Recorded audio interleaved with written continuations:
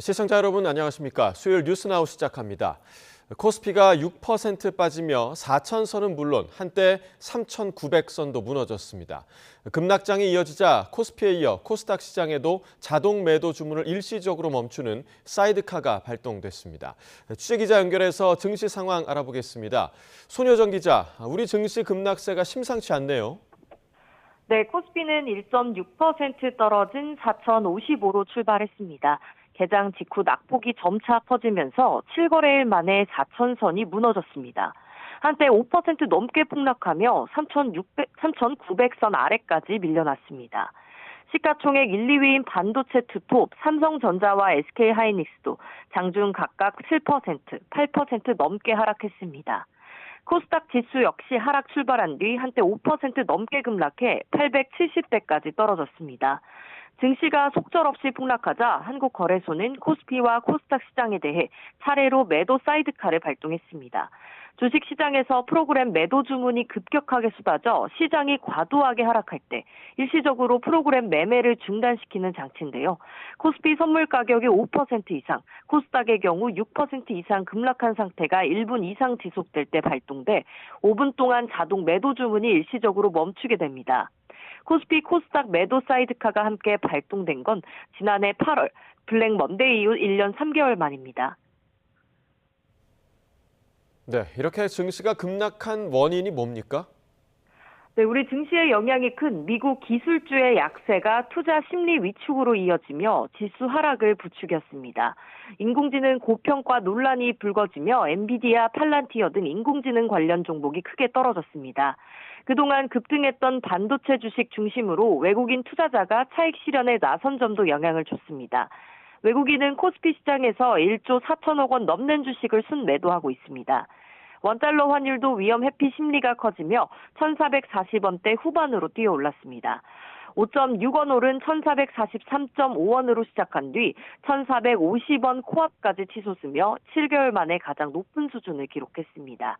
지금까지 한국거래소에서 YTN 손효정입니다.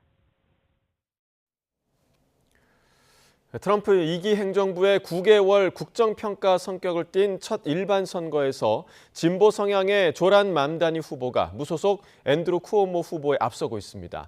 버지니아 주지사 선거는 민주당 후보의 당선이 확정됐고 뉴저지 주지사 선거에서도 민주당 후보가 앞서가고 있습니다. 뉴욕 연결해서 자세한 내용 알아보겠습니다. 이승윤 특파원, 이번 선거에서 특히 관심을 끌고 있는 곳이 뉴욕인데 현재 개표 상황은 어떻습니까?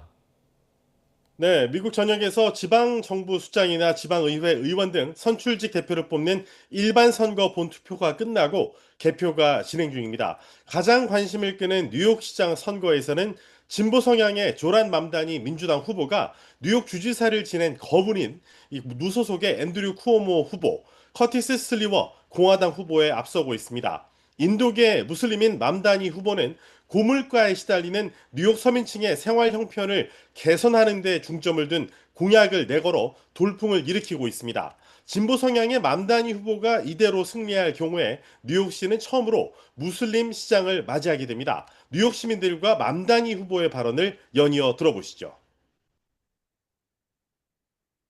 Affordable housing is very important. I think that child care is a legitimately very important topic. Let's hope, number one, safety, and then bringing businesses back here, and also, allowing people to live in this difficult city. New Yorkers having had to face rent hike after rent hike, year after year.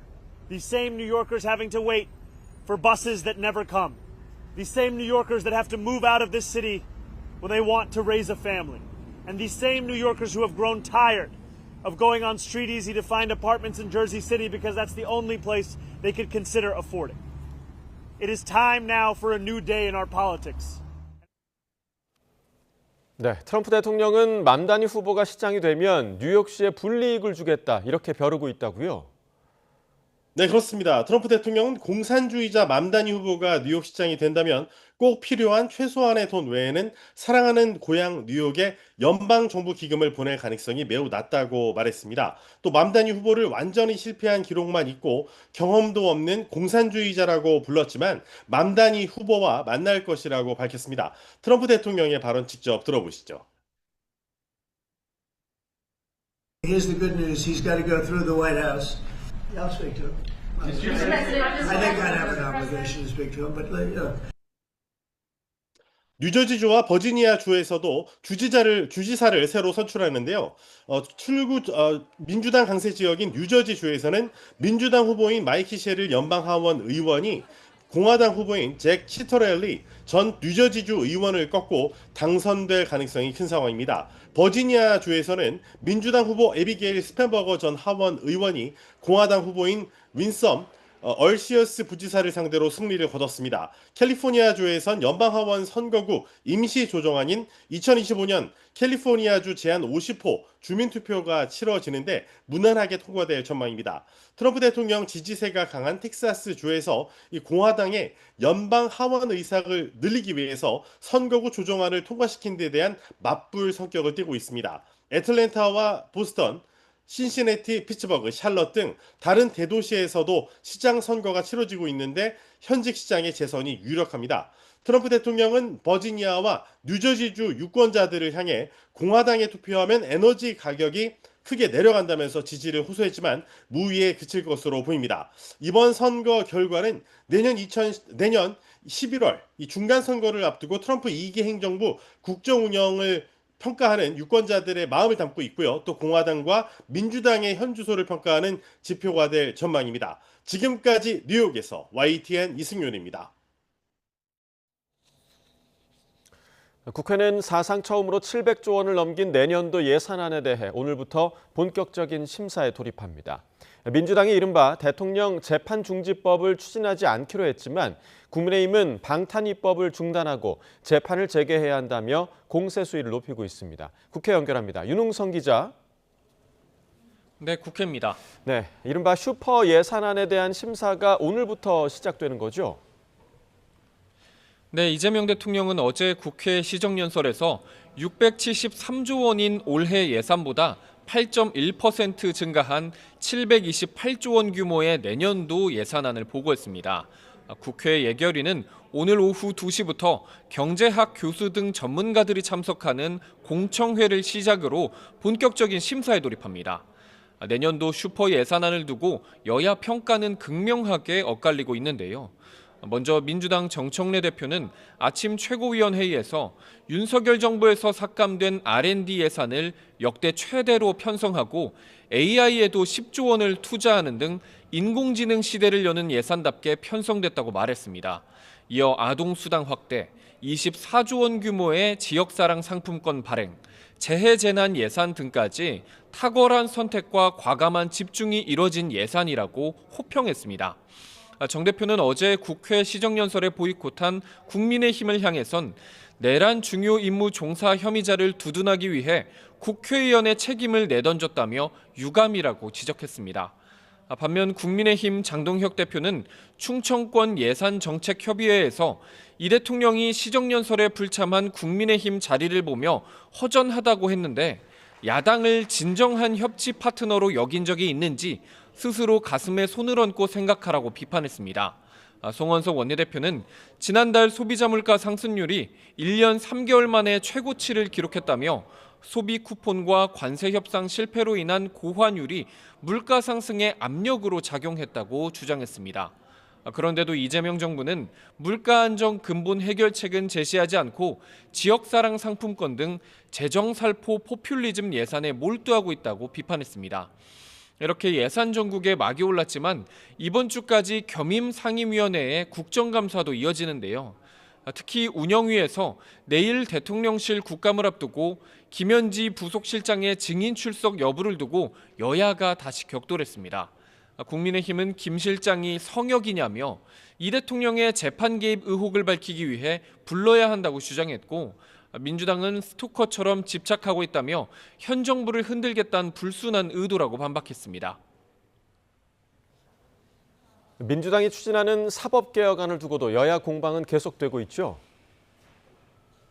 네, 특히 민주당이 대통령실의 제동으로 하루 만에 포기한 재판 중지법을 두고 여진이 이어지고 있습니다.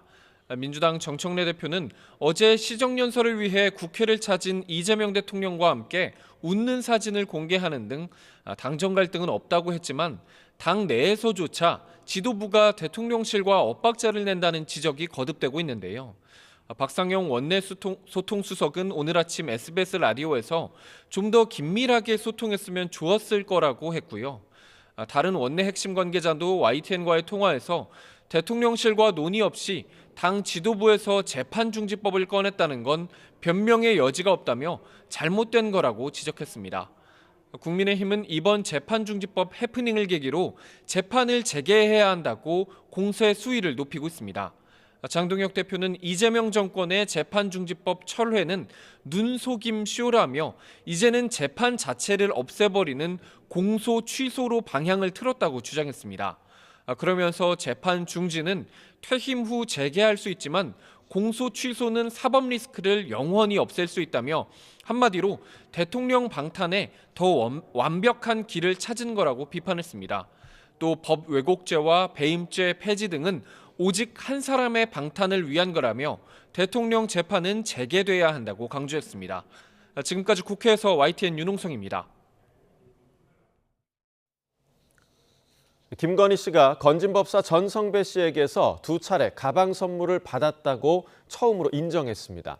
다만 그라프 목걸이는 받지 않았고 또 통일교 관련 청탁도 없었다고 부인했는데요. 취재기자 연결해서 자세한 내용 들어보겠습니다. 임혜진 기자. 네, 서울 광화문 김건희 특검입니다. 네, 김건희 씨가 샤넬 가방을 받았다고 인정했다고요? 네, 김건희 씨 변호인단은 언론 공지를 통해 김 씨가 건진법사 전성배 씨에게서 2차례 가방 선물을 받은 사실이 있다고 밝혔습니다. 금품 수수 의혹을 전면 부인해왔던 김 씨가 물건을 받았다고 인정한 건 이번이 처음입니다.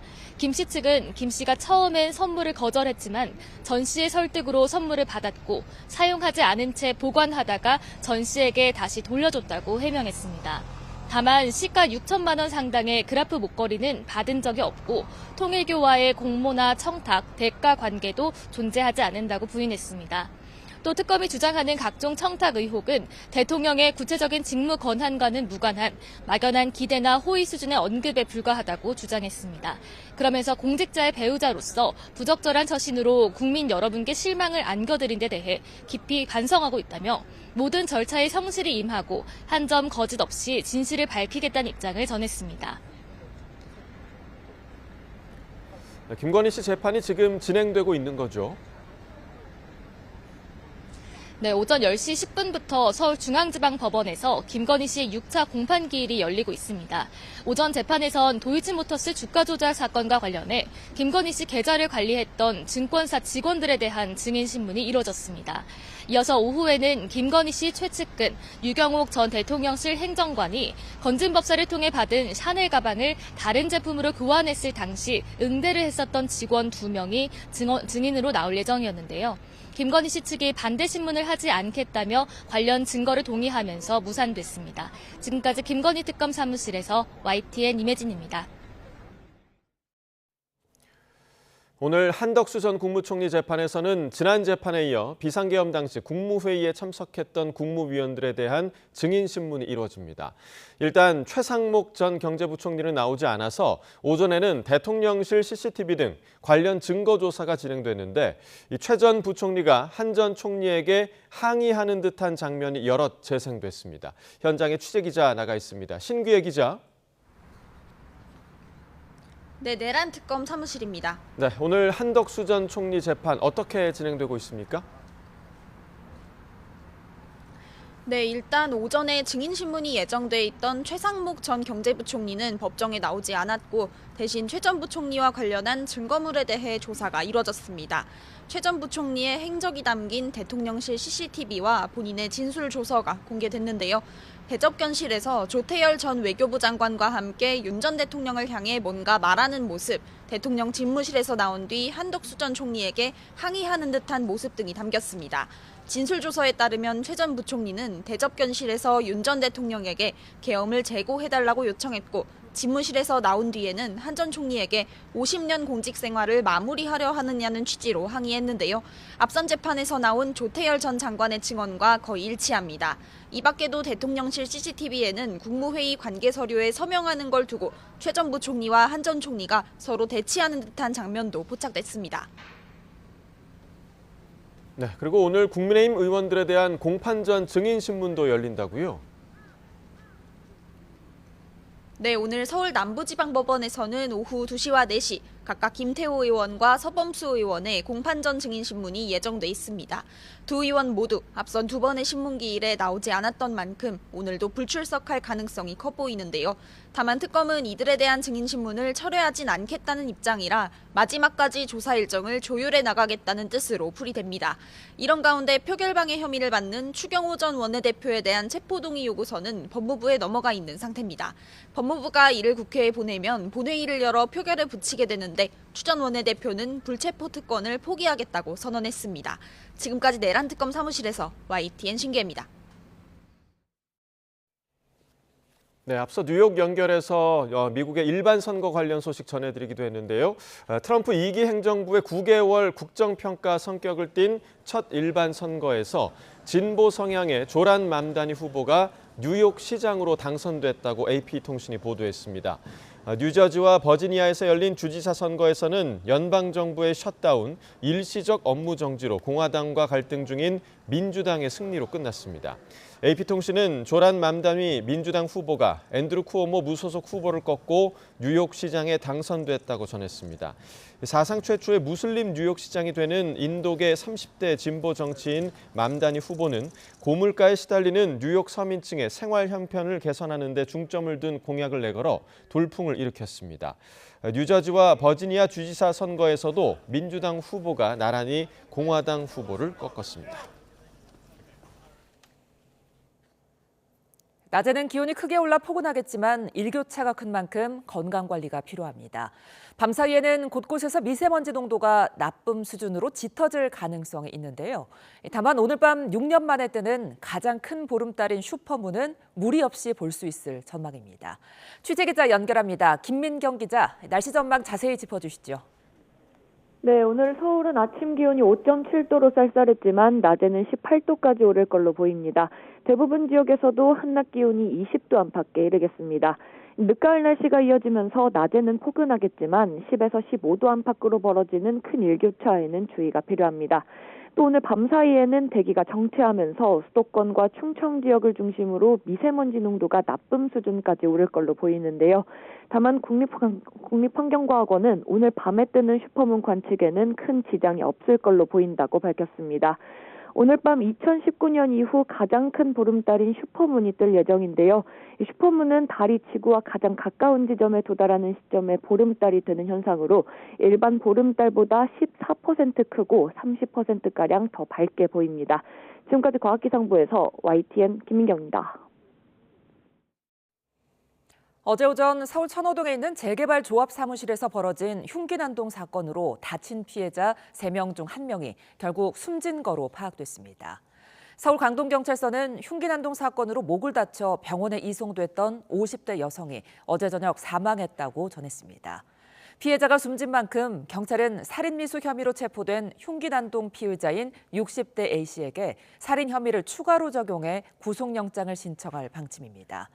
A씨는 어제 오전 10시 20분쯤 서울 천호동에 있는 재개발조합 사무실에서 50대 여성 등 직원 2명과 임시조합장인 70대 남성 등 모두 3명에게 흉기를 휘두른 혐의를 받습니다.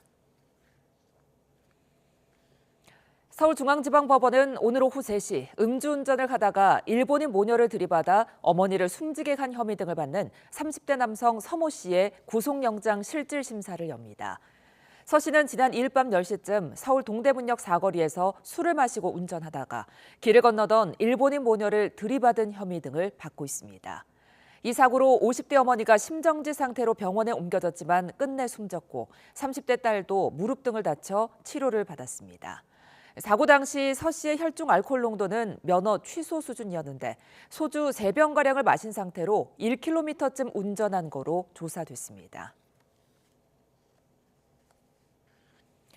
경기 화성 동탄에 있는 사립유치원 교사가 6살 아이를 학대했다는 신고가 접수돼 경찰이 조사에 나섰습니다. CCTV에는 해당 교사가 아이의 이마를 밀치고 의자를 밀어 넘어뜨리는 모습이 담겼는데 비슷한 피해를 주장하는 학부모들이 또 있습니다. 이수빈 기자가 단독 보도합니다. 유치원 그림 그리기 시간. 교사가 책상 위 그림을 가리키더니 아이 이마를 손으로 밉니다. 아이의 목이 젖힐 정도인데 교사는 곧이어 아이를 밀고 아이는 의자와 함께 그대로 옆으로 넘어집니다. 한동안 교사의 말을 들으며 서 있던 아이는 자리에 앉더니 소매로 눈물을 닦아냅니다. 왜 까맣게 칠해? 하면서 의자를 이렇게 해서 내가 넘어졌어 하면서 엄마한테 말하지 마 라고 했다는 거예요. 지난달 28일 경기 화성 동탄에 있는 유치원에서 교사가 6살 아이를 학대했다는 경찰 신고가 접수됐습니다. 학부모가 경위를 묻자 해당 교사는 아이가 바른 자세로 앉도록 지도하기 위한 행동이었다고 주장한 것으로 전해졌습니다. 너무 몸을 기울이고 이렇게 해가지고 의자를 옆으로 바르게 앉으라고 했어요. 그런데 해당 유치원에서 아동학대가 있었다고 주장하는 학부모는 또 있습니다.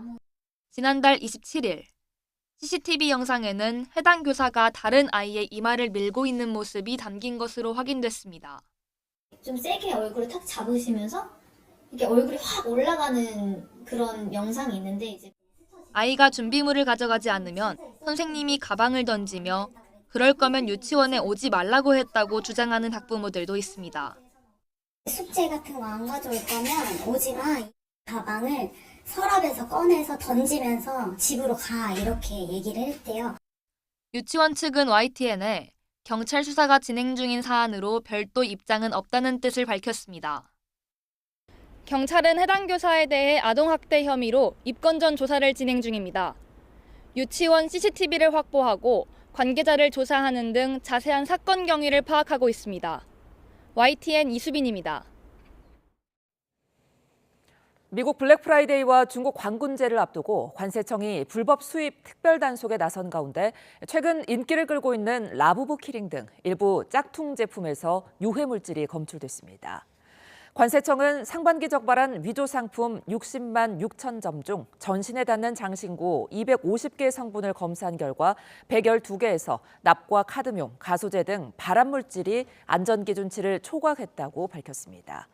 특히 라이브 커머스를 통해 판매된 가짜 명품 장신구 42개 중 24개에서 유해 물질이 검출됐으며 납은 기준치의 최대 4,627배, 카드뮴은 120배를 넘었습니다.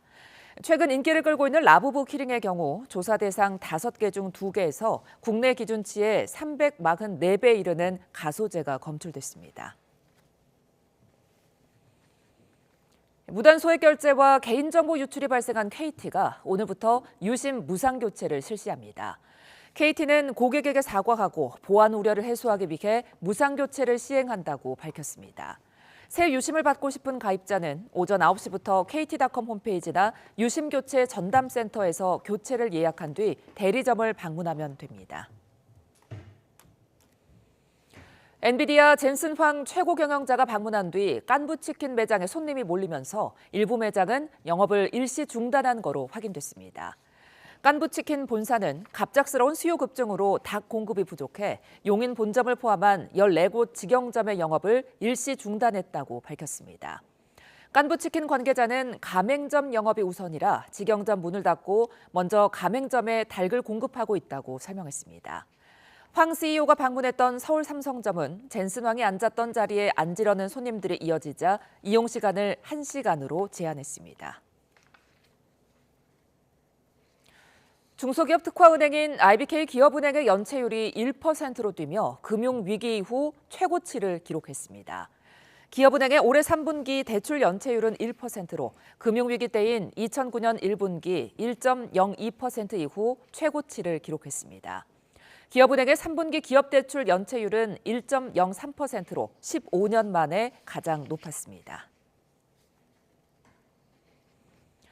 정부의 11호 부동산 대책과 관련해 규제지역 선정 기준을 두고 위법성 논란이 이어지고 있습니다. 규제지역 지정을 위해선 직전 3개월치 통계가 필요한데 정부가 7월부터 9월까지가 아닌 6월부터 8월까지의 수치를 사용해 규제지역이 달라졌다는 주장이 나온 겁니다. 최도희 기자입니다. 서울 전역과 경기 12개 지역을 조정 대상 지역 등 3중 규제로 묶은 11호 부동산 대책. 예를 들어 조정 대상 지역으로 지정되려면 최근 3개월 집값 상승률이 물가 상승률의 1.3배를 초과해야 하는데 정부는 6월에서 8월 통계를 바탕으로 이들 지역이 지정 요건에 해당한다고 판단했습니다. 이를 두고 정부가 정책 발표 직전 달 통계인 9월 통계를 의도적으로 배제한 게 아니냐는 의혹이 제기됐습니다. 국토부에서 뭐라 그랬냐면 9월분 통계가 아직 안 나와서 8월분 통계를 썼대요. 8월분 통계를 쓰면 이게 요건을 충족한다는 거예요. 지정하는 날이 속하는 달에 전달 통계가 없으면 그 전전달 거 써도 된다라는 내용 있어요? 이에 대해 구윤철 경제부총리 겸 기획재정부 장관은 9월 통계가 발표되기 전이라 어쩔 수 없었다고 설명했습니다. 당시에는 통계가 없어가지고 불가피하게 이렇게 아마 추진할 수밖에 없었다는 점을 양해 부탁드립니다.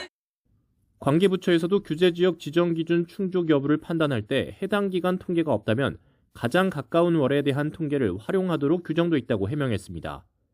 규제지역 지정을 위한 주거정책심의위원회 심의 의결 시점인 10월 13일부터 14일까지 기준으로 보면 8월 이전 통계만 존재한 만큼 적법하게 이루어졌다는 설명입니다. 하지만 9월 주택 통계가 공표된 건 대책 발표 당일인 10월 15일로 대책 발표일을 하루 이상 늦췄더라면 9월 통계를 반영할 수 있었던 상황입니다. 이에 대해 국민의힘 김은혜 의원도 9월 통계를 반영했다면 서울 도봉구를 비롯해 10곳은 투기과열지구 요건을 충족하지 않는다고 지적했습니다. 그러면서 9월 통계를 의도적으로 배제했다면 11호 대책 파급 효과를 키우기 위한 통계 조작으로 의심받을 수밖에 없다고 비판했습니다. 개혁신당에서 조만간 11호 대책에 대해 행정소송을 진행하겠다고 밝힌 만큼 위법성 여부는 법원에서 가려질 것으로 보입니다. YTN 최두입니다. 22대 국회의원이 보유한 주택 가운데 20%는 강남 지역에 집중됐다는 시민단체 분석 결과가 나왔습니다. 2개 이상 다주택 보유자인 의원도 20%가 넘는 거로 확인돼 부동산 정책의 신뢰도를 높이기 위한 조치가 필요하다는 지적이 나옵니다. 배민혁 기자입니다. 22대 국회의원 299명 가운데 유주택자는 234명으로 이들이 본인이나 배우자 명의로 보유한 주택은 299채였습니다. 절반이 조금 안 되는 134채가 서울에 있는데 서울 지역구 49석에 2배가 넘습니다. 특히 이 가운데 20%가 넘는 61채는 강남 4구에 집중됐습니다. 국민의힘이 36명으로 가장 많았고 더불어민주당이 20명으로 뒤를 이었습니다. 2채 이상의 다주택 보유자도 61명으로 전체의 20%가 넘었는데 국민의힘이 35명, 민주당이 25명이었습니다. 국회의원이 신고한 부동산 재산의 평균은 19억 5천만 원으로 지난해 국민 평균인 4억 2천만 원의 4배가 넘었습니다. 경실련은 국회의원 등 고위공직자가 부동산 시장에서 이해관계자로 남아있는 한 공정성을 확보한 정책이 마련되기 어렵다고 지적했습니다. 정책 결정자들이 자신이 보유한 자산에 영향을 미치는 제도를 설계하고 감독하는 상황은 필연적으로 이해 충돌을 낳을 수밖에 없습니다. 또 정부의 1급 이상 고위공직자를 대상으로 실사용 목적 1주택 외 토지, 건물 보유와 매매를 원칙적으로 금지하고 제대로 된 서민 주거 대책을 마련하라고 촉구했습니다. YTN 배민혁입니다.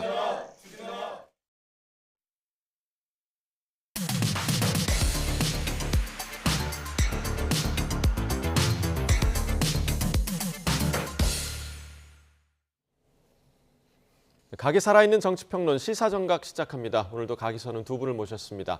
김영주 한성대 특임교수, 전주혜 전 국민의힘 의원 나오셨습니다. 어서 오십시오. 네, 반갑습니다. 네.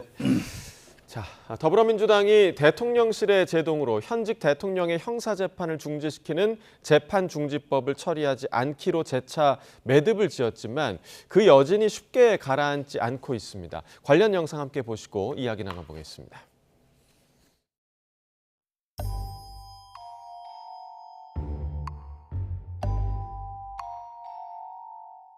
추석 전에 3대 개혁 작업을 마무리하겠습니다. 강훈식 대통령 비서실장 역시 검찰개혁을 신중하고 꼼꼼하게 해야 한다고 밝혔습니다.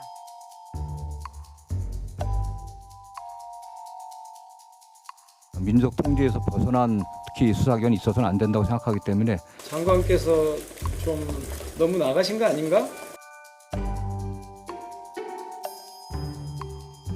내란 특검 연장을 안 하는 조건으로 정부 조직법을 통과시켜주기로 했다고 몰랐어요, 실제로. 그리고 저는 그렇게 하길 바라지 않는다. 어제 협상안은 제가 수용할 수 없었고.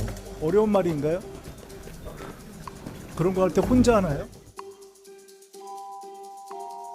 이제부터 민주당은 재판중지법을 국정안정법, 국정보호법, 헌법 84조 수호법으로 대통령을 정쟁의 중심에 끌어넣지 않아주시기를 당부드립니다.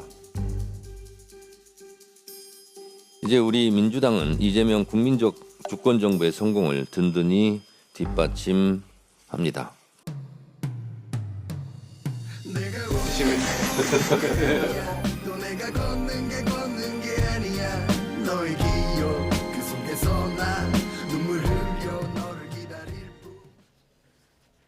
네, 일단은 재판중지법과 관련해서 민주당이 말 그대로 중지를 선언을 하면서 어느 정도 일단락된 것 같은데 그 여파가 좀 계속되고 있는 상황입니다. 어떻게 좀 바라보고 계십니까? 글쎄요, 이제 뭐 헌법 84조에 이미 나와 있는 부분을 뭐 일부 고법이라든지 어떤 그 법조계 안에서 재판할 수 있다라고 하는 그런 부분에 대해서 이건 말이 안 된다라고 하는 입장에서 좀 한번 마침표를 찍고 가겠다는 것이 여당의 입장이지만 사실은 굳이 이미 그렇게 돼 있는 사항에 대해서 그걸 해야 되느냐. 다만 할 수는 있겠죠. 그런데 이제 타이밍상으로 정무적 판단의 차이가 있는 것 같습니다. 이제 대통령실은 뭐 어렵사리 한미 관세 협정이 맺어졌고 에이펙 회담이 비교적 국민들이 보시기에도 성공적으로 마무리됐고 또 한중 정상회담도 그랬고 또 뭐 리얼미터를 비롯한 여론조사 기관에서 대통령 지지율도 좀 오르는 그런 흐름인데 이 과정에서 좀 어제 또 국회 대통령 오셔서 예산에 대한 내년 예산에 대한 부분 또 AI에 대한 문제 이런 것들을 좀 경제에 몰입하는 이런 흐름들을 좀 같이 가져갔으면 하는 게 대통령실 입장인데 이거 재판중지법이라고 하는 사실은 이미 있는 걸 다시 강조하는 새로운 법을 만들므로 인해서 대통령이 다시 정쟁 마치 뭐 대통령이 무슨 뭐 마치 유죄거리가 있으니까 피해 가려고 한다라고 하는 이제 그런 부분이 있었기 때문에 타이밍상으로도 적절하지 않다라고 생각한 것 같고요. 또 한편으로는 반성해야 될 게 어쨌든 당정 간의 커뮤니케이션이 조금 소홀하구나 뭐 그런 느낌은 갖게 됩니다. 예, 저희가 이제 조금 전에 영상에서도 봤지만 당정 간에 계속해서 이제 사안을 두고 좀 엇박자가 나고 있고 수습을 하는 그 과정이 지금 반복이 되고 있는데 어찌됐든 공식적으로는 정청래 대표 같은 경우는 정권의 성공을 위해서 든든하게 뒷받침하겠다 이런 이야기를 계속 하고 있단 말이죠. 그러니까 진짜 속내가 뭔지 좀 궁금한 분들이 굉장히 좀 많을 것 같아요. 어떻게 좀 보세요?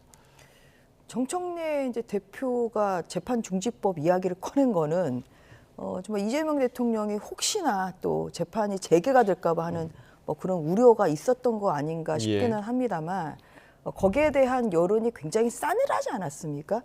이제 그러다 보니 대통령실에서도 어제 긴급 이제 진화를 하고 강훈식 비서실장이 그렇게 소통 브리핑을 할 정도로 뭐 이 정도로 사실 굉장히 이것은 아니다고 하는 이러한 이제 선긋기를 굉장히 확실하게 예. 하는 뭐 그러한 이제 모습이 어제 연출이 됐죠. 근데 지금 이제 그 뭐 검찰 개혁이랄지 뭐 중대수사 범죄청 예. 뭐 이러한 것이 다 양간의 이제 당정의 엇박자는 났습니다만 그동안에 다 정청래 대표 승이에요. 예, 이전 2승 아닙니까? 이제 그러다 보니 좀 대통령실로서도 이렇게 그 엇박자가 나는 이 재판 중지법에 대해서 상당히 부담을 좀 가진 거 아닌가 싶습니다. 근데 한편으로는 지금 이 재판 중지법이 그런데 국회를 통과하기 직전이거든요. 그래서 이제 칼을 꺼냈다가 이제 어제는 좀 집어넣습니다. 예. 막 칼집에. 언제나 꺼낼 수 있는 칼입니다. 그래서 국민의힘에서 보는 입장은 이거를 영원히 안 하겠다는 거지. 그러니까 대통령 재임 시절에 계속 안 하겠다는 건지 아니면 지금은 좀 타이밍이 안 좋으니까 일시 중지인지. 좀 칼집에 넣었다가 다시 빼들겠다는 거지가 사실 불분명하기 때문에 그러한 면에서 이 법 처리를 안 하겠다는 것을 확실히 해야 된다. 지금 그러한 그 논조인 거죠. 이제 그런 면에서 이게 어쨌든 간에 대통령실로서는 당정 갈등으로 좀 빚어지는 그런 모습이 되기 때문에 좀 당황스러운 상황 아닌가 싶습니다. 사실 정청래 대표가 이제 당대표로 당선이 됐을 때부터 혹은 그 이전, 그러니까 당대표 후보 시절부터 여러 이 강성 그 성향에 대해서 좀 우려의 시선들이 좀 있었는데 이러다 보니 지금 상황이 이렇게 돌아가다 보니까 여권 내부 지지층들마저 좀 갈라지는 거 아니냐 이런 우려의 시선도 있더라고요. 아무래도 이제 뭐 전당대에서 아시다시피 박천대 후보가 대통령이 밀었는데 정청래 대표가 됐기 때문에 그런 부분에 대한 어떤 전당대 과정에서 조금 이미 이 정청래 대표파 혹은 그 뒤에 뭐 김어준 총재가 있는 것인지 없는 것인지 간에 약간의 어떤 이 노선의 차이가 있을 수 있다라고 하는 이제 그런 부분을 전제가 됐습니다만은 이제 그럼에도 불구하고 지금 이 과정은 대통령께서 말씀하셨습니다만 대통령이라고 하는 자리는 전 국민을 보고 하는 것이고 여당이라고 하는 혹은 야당이라고 하는 건 자기 당의 지지층만 보고 하는 것이기 때문에 엇박자가 날 수밖에 없다라고 하는 생각이고 그걸 일상적으로 받아들여야 된다고 보고요.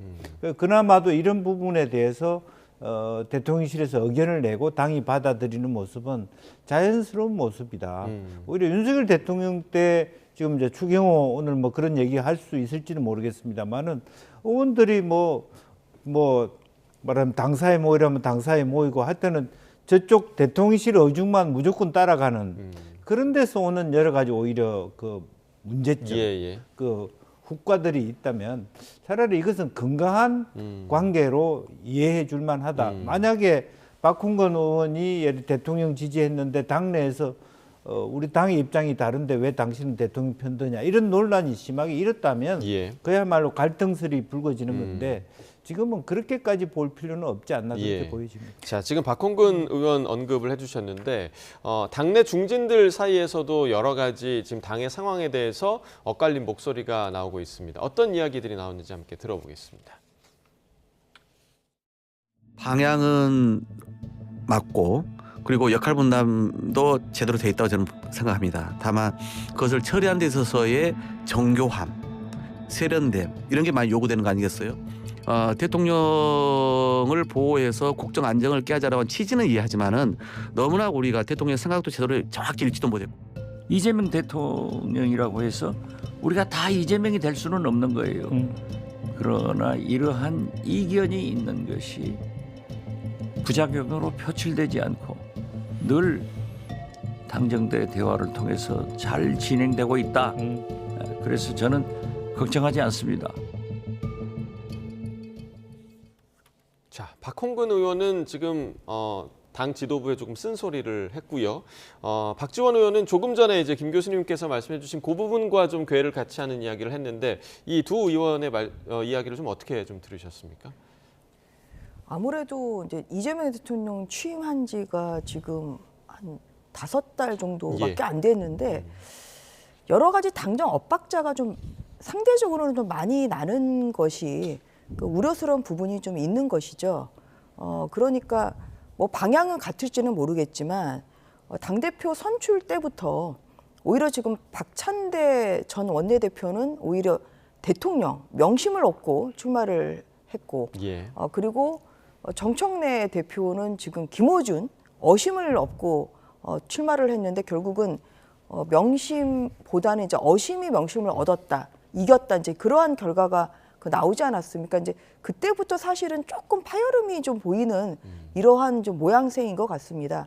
이제 이러다 보니 정권 초라서 더더군다나 당정의 화합이나 당정의 소통이 굉장히 중요한데 어떻게 보면 이 대통령실이나 정부보다는 그냥 민주당이나 국회가 더 좀 돋보여야 되겠다 이러한 느낌이 들 정도로 예. 사실 대통령실이나 아니면 이재명 대통령은 좀 뒤로 좀 가려지고 오히려 정청래 대표의 말이나 아니면 행보나 또 국회에서 이루어지고 있는 이런 뭐 추미애 법사위원장의 언행이랄지 이런 것이 다 오히려 이 대통령실보다는 내가 더 돋보여야 되겠다. 사실 이러한 부분이 좀 나오는 거거든요. 그래서 이제 그러한 것은 이게 뭐 당정 갈등까지는 아니지만 사실 굉장히 좀 바람직하지는 않죠. 이러다 보니 어제 그 재판중지법은 뭐 대통령을 위한 법 아니겠습니까? 그런데 이제 민주당에서 이걸 이제 너무 빨리 꺼내 들었고 그리고 또 이것은 뭐 이제 그 지난주 금요일에 대장동 사건에 대한 또 관련자들의 실형 선고, 유죄 선고 이후에 나다 보니까 뭐 대통령 방탄을 이렇게 쎄도해야 되나 하는 이러한 또 민심의 역풍을 좀 맞은 상황이죠. 이러한 면에서 조금 좀 속도를 좀 조절할 필요는 있다. 그러한 면에서 박지원 이제 의원께서는 잘 되고 있습니다 하고 얘기하고 있습니다만 실상으로 보면은 조금 좀 그 당내에서도 우려의 소리가 깊은 거는 사실인 것 같습니다. 예. 자, 그리고 이제 최근에 상당히 오랜만에 문재인 전 대통령 관련 소식이 전해지기도 했는데 11월 중순부터 문 전 대통령이 본격적으로 유튜브를 통해서 활동을 재개한다. 이런 소식이 전해졌습니다. 지금 뭐 전직 대통령이 유튜브 통해서 소통에 나서는 건 좀 처음인 것 같습니다. 여권 내에서 좀 어떤 그런 영향이 있을까요?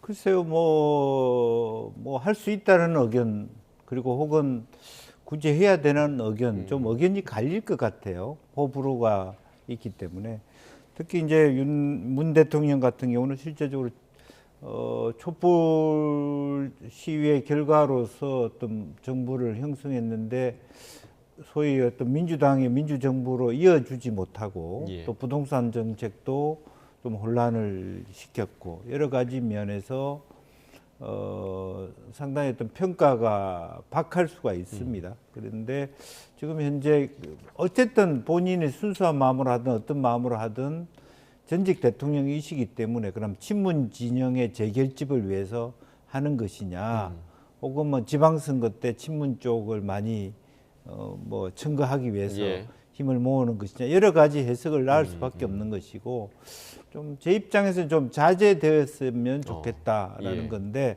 어떤 콘텐츠로 하시느냐에 따라서 좀 달라질 수 있지 않겠냐라는 뭐 예컨대 그동안에 이제 뭐 책방도 하시고 하니까 인문학적으로 뭐 책에 대한 이야기라든지 좀 편안하게 이세 뭐 앞으로 젊은 세대를 위한 그런 자담회라든지 사랑방을 연다면 좋겠습니다만은 너무 현실 정치의 목소리를 내는 것은 조금 적절하지 않을 수 있다 그런 생각입니다. 지금 뭐 말씀해 주신 대로 그 유튜브 방송의 내용이 책을 소개하는 그런 내용일 것이다라고 지금 얘기가 나오고는 있는데 아무래도 말씀해 주신 것처럼 내년 6월에 이제 지방선거가 있다 보니까 이 시점을 두고 좀 연결지어서 생각하는 부분이 좀 있을 수밖에 없을 것 같아요.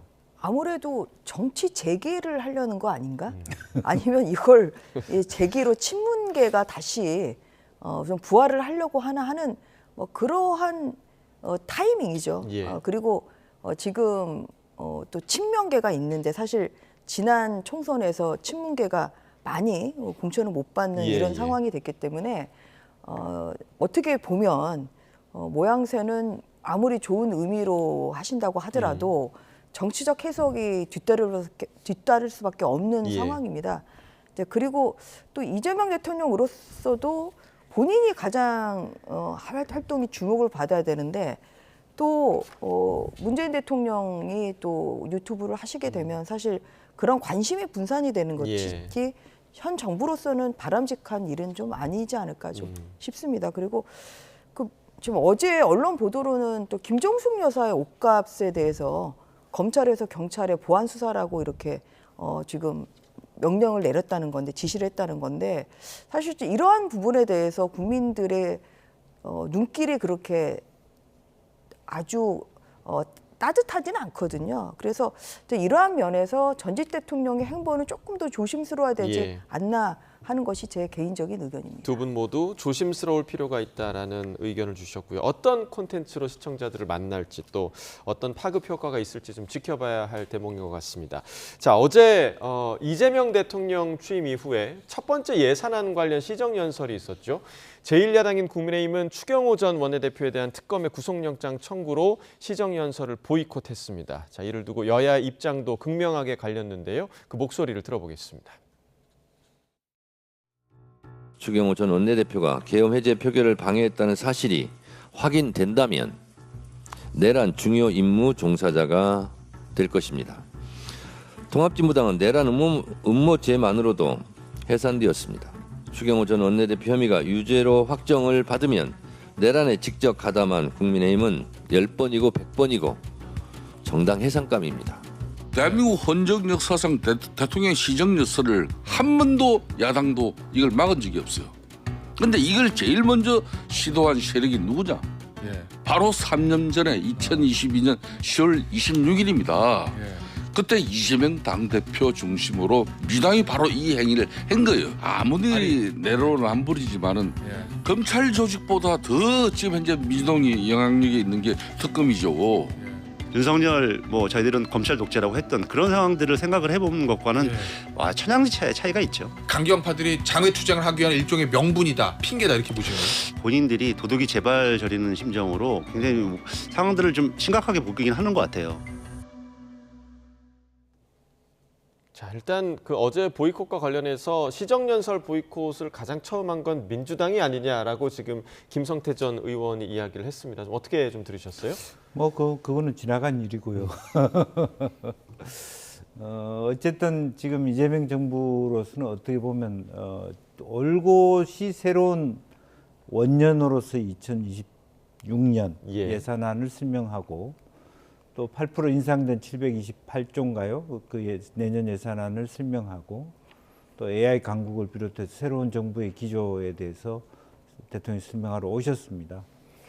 민주당도 그랬기 때문에 야당도 그럴 수 있다, 그렇게 생각이 듭니다만은 지금은 경제가 우리나라 경제가 거의 1% 이하의 아주 어려운 경제에 직면하고 있습니다. 그리고 얼마 전에 이미 이 60대 취업률이 40대 취업률을 앞서는 굉장히 어려운 시점을 맞이하고 있다. 그러면 책임 있는 야당으로서 물론 추경호 원내대표가 그와 같은 좀 어떻게 보면 과한 그런 어떤 기소라든지 혹은 구속이라 이런 논란이 있다 하더라도 이 경제나 민생 부분에 대해서는 집중하는 그런 태도가 있었어야 되는데 좀 아쉬웠다. 그렇게 생각이 들고요.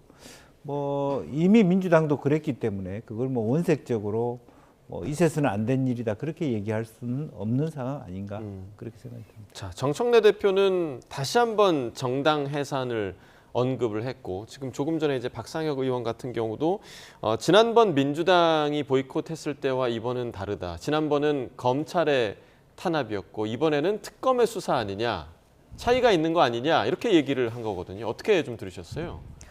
민주당의 내로남불식 해석이죠. 왜냐하면 2022년에 그 민주당이 야당 시절에 보이콧했던 것은 어떤 죄였습니까? 이재명 당시 당대표의 개인적 비리입니다. 당대표로서 행한 행위가 아니라 본인이 성남시장 시절에 했던 그 대장동 사건과 관련해서 당시 김용 부원장에 대한 이 압수수색, 민주연구원에 대한 압수수색, 이런 개인적 비리를 가지고 지금 이 야당의 모든 의원들이 윤석열 대통령의 시정연설을 불참을 한 거예요. 그래서 당대표를 이렇게 방탄을 해도 심하게 한다, 이러한 비판이 있었던 거죠. 그런데 그 어제와 같은 상황은 뭐냐? 추경호 전 원내대표의 죄명이 뭡니까?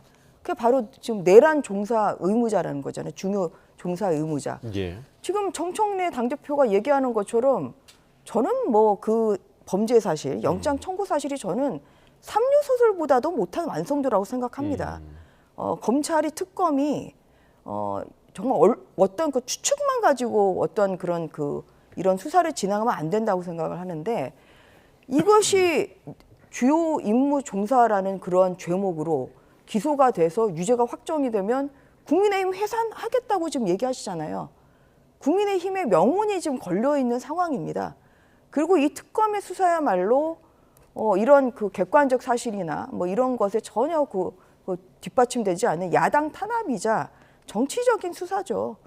거기에 대해서 어떻게 국민의힘이 어제 이재명 대통령이 시정연설을 한다고 본회의장에 가서 그것을 듣고 앉아있을 수 있겠습니까? 국민의힘으로서는 할 수 있는 그러한 규탄의 방법, 항의의 방법으로 어제 시정연설에 부참을 한 것입니다. 또 하나 말씀드릴 것은 시정연설에서 모든 것이 결정되는 게 아닙니다. 뭐 거기에서 국민의힘이 의원들이 안 들었다. 뭐 박수 치지 않았다. 그게 뭐 대수입니까? 오히려 중요한 것은 본 예산 728조, 올해 예산보다 8.1%가 올라가는 이 예산에 지금 속속들이 포퓰리즘적인 이런 예산이 많이 들어있습니다. 예를 들어서 지역화폐 예산이 26조다. 이런 것에 대해서 시작되는 예산 심사에서 국민의힘은 꼼꼼히 그 심사를 할 것이고 이 심사 과정에는 책임감을 가지고 이 혈세가 국민들의 이 혈세가 새지 않도록 꼼꼼한 실사를 할 거라는 말씀을 드리는 바입니다. 예. 자, 추경호 전 원내대표 혐의와 관련해서는 지금 전 의원께서는 삼류소설보다 못하다라고 평가를 해주셨고 지금 뭐 여러 절차가 남아있지 않습니까? 국회에서 체포동의안 표결을 해야 하고 이후에 영장심사가 있고 그 이후에 이제 영장을 지금 할 것인지 말 것인지 좀 결정이 되는데 어떻게 좀 예상을 하세요?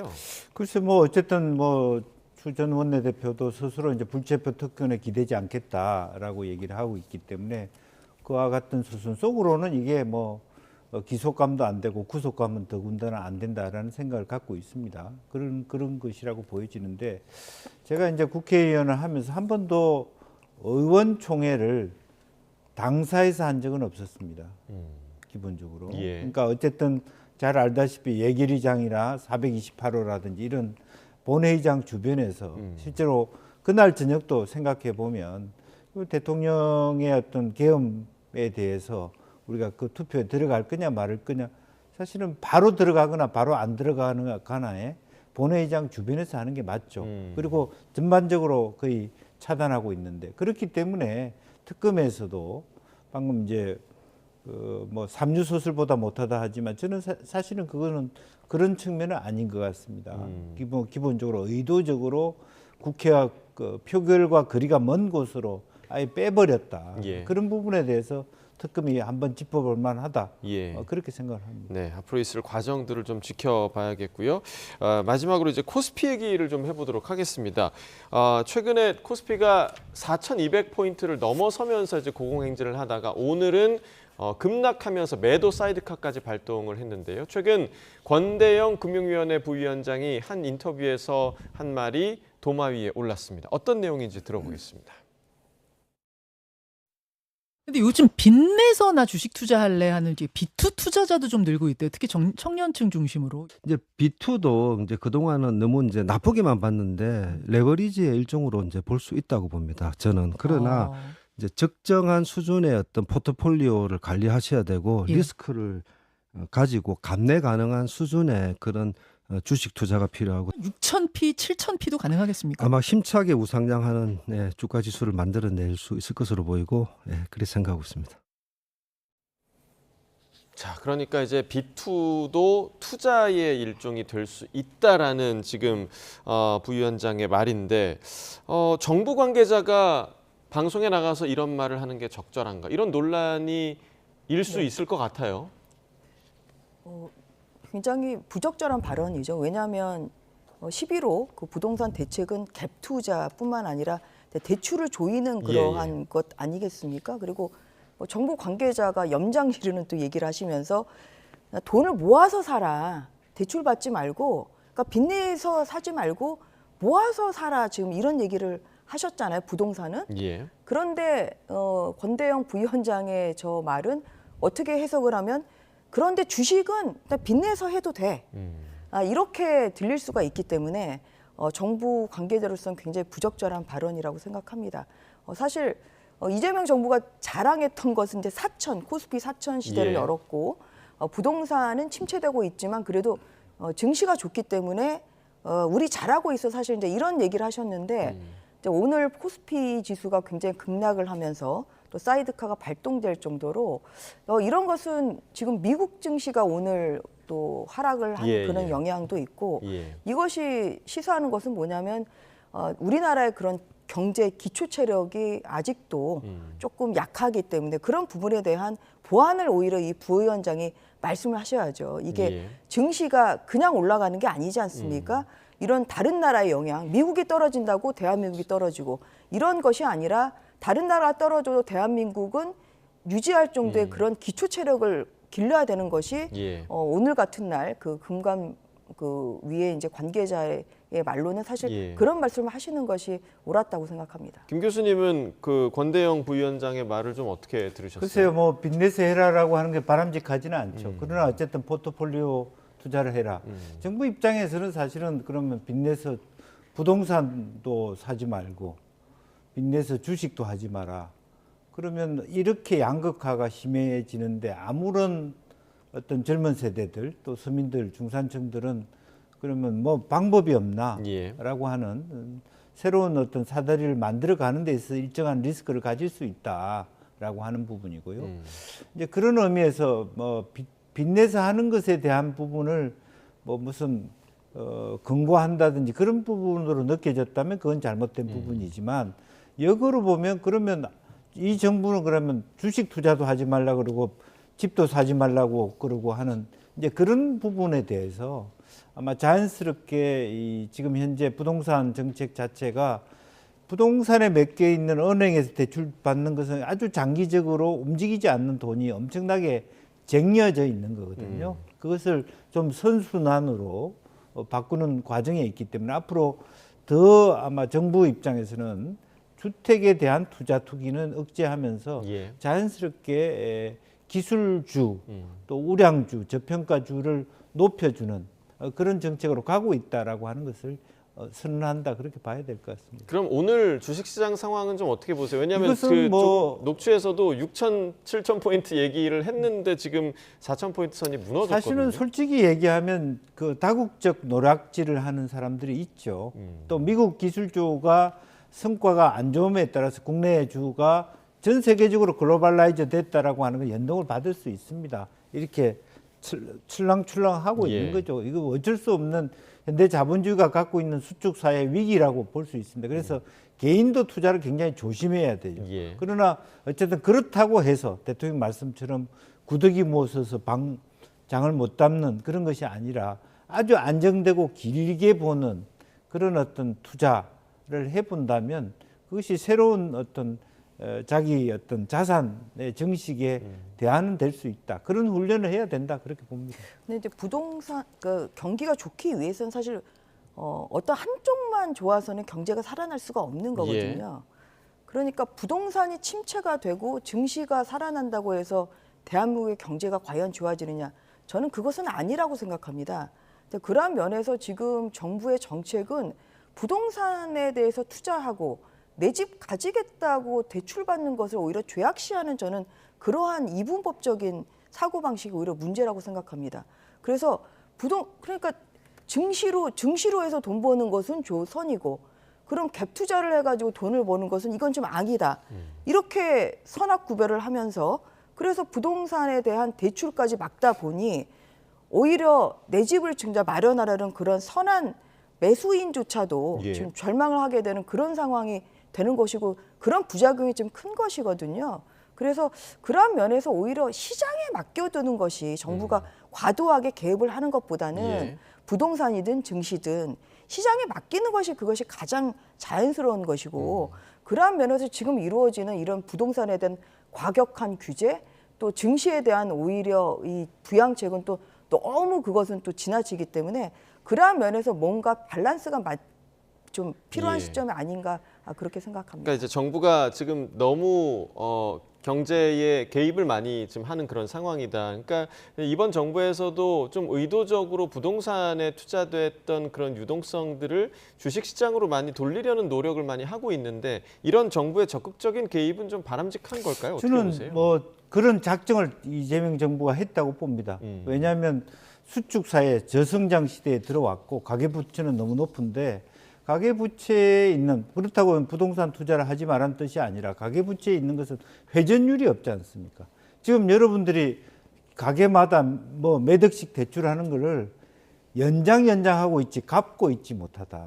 그럼 거기에 들어가 있는 돈이 그냥 굳어 있는 거거든요. 예. 그것을 조금이라도 기술 투자, 우리나라의 회사를 좀 더 건전화시키는 쪽으로 바꾸자 하는 그런 어떤 입장이다라고 이해해 주시면 될 것 같습니다. 알겠습니다. 자, 두 분 말씀 오늘 여기까지 듣겠습니다.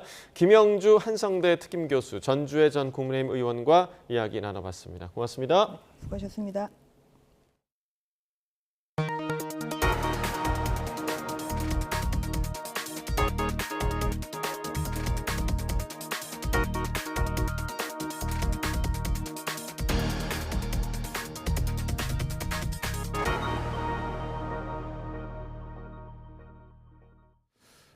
국내 1위 아트테크 업체라며 투자자들을 유치했던 갤러리 K 관계자 130여 명이 대거 검찰에 넘겨졌습니다.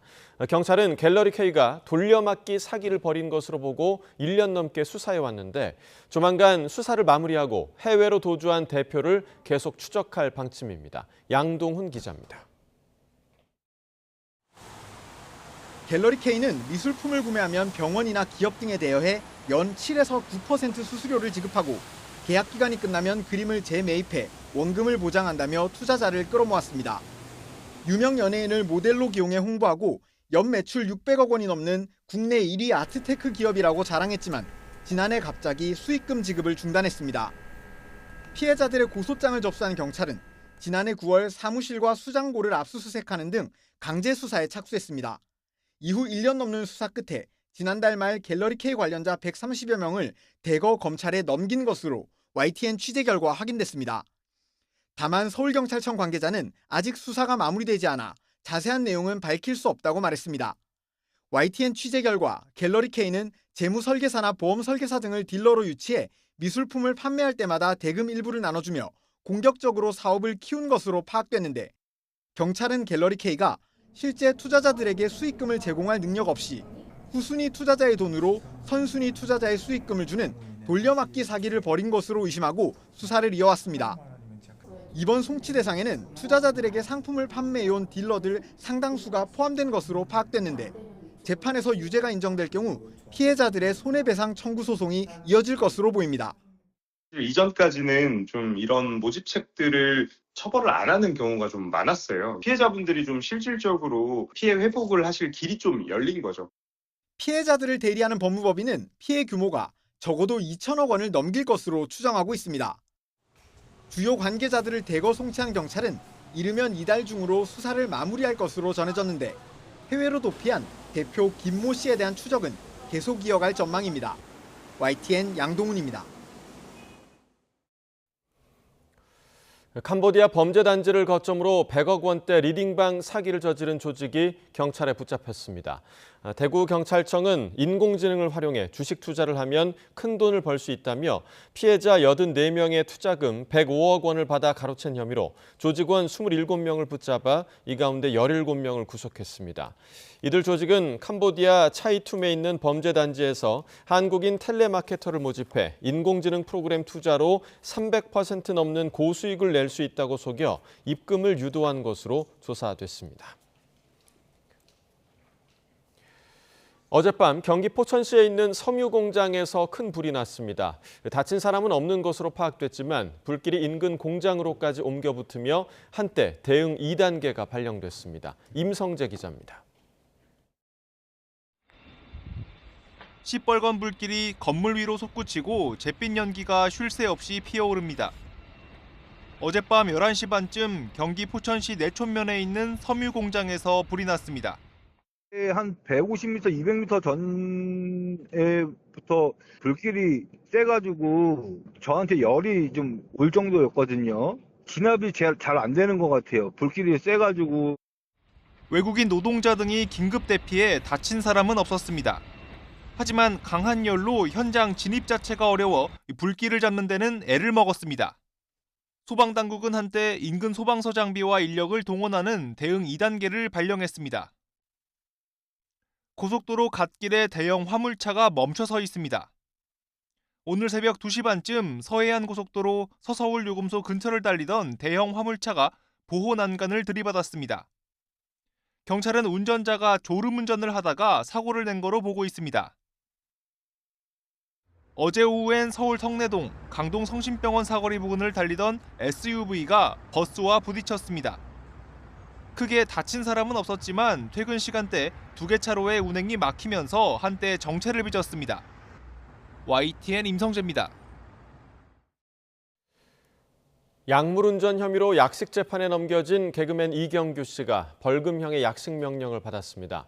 서울중앙지방법원은 지난달 31일 도로교통법 위반 혐의를 받는 이 씨에게 이같이 선고했습니다.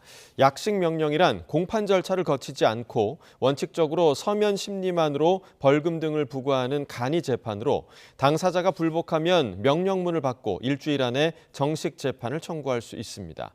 이 씨는 지난 6월 8일 서울 논현동에서 공황장애 약물을 먹고 차를 운전한 것으로 조사됐습니다. 서울중앙지방법원은 오늘 오후 3시 음주운전을 하다가 일본인 모녀를 들이받아 어머니를 숨지게 한 혐의 등을 받는 30대 남성 서모 씨의 구속영장 실질심사를 엽니다. 서 씨는 지난 2일 밤 10시쯤 서울 동대문역 사거리에서 술을 마시고 운전하다가 길을 건너던 일본인 모녀를 들이받은 혐의 등을 받고 있습니다. 사고 당시 서 씨의 혈중 알코올 농도는 면허 취소 수준이었는데 소주 3병가량을 마신 상태로 1km쯤 운전한 것으로 조사됐습니다. 어제 오전 서울 천호동에 있는 재개발조합 사무실에서 벌어진 흉기난동 사건으로 다친 피해자 3명 중 1명이 결국 숨진 것으로 파악됐습니다. 서울 강동경찰서는 흉기난동 사건으로 목을 다쳐 병원에 이송됐던 50대 여성이 어제 저녁 사망했다고 전했습니다. 피해자가 숨진 만큼 경찰은 살인미수 혐의로 체포된 흉기난동 피의자인 60대 A씨에게 살인 혐의를 추가로 적용해 구속영장을 신청할 방침입니다. 쌍방울 대북송금 사건 수사 당시 검찰이 술파티를 열어 이화영 전 경기도 평화부지사 등 피의자 회유에 나섰다는 의혹과 관련해 서울고등검찰청이 쌍방울그룹 압수수색에 나섰습니다. 서울고검 인권침해점검 TF는 오늘 오전 서울 서빙고동에 있는 쌍방울 계열사 비비안에 검사와 수사관을 보내 관련 자료를 확보하고 있습니다. 관련 의혹을 감찰 중이던 서울고검은 최근 김성태 전 회장과 직원 2명을 배임 혐의로 입건해 수사해온 거로 전해졌습니다.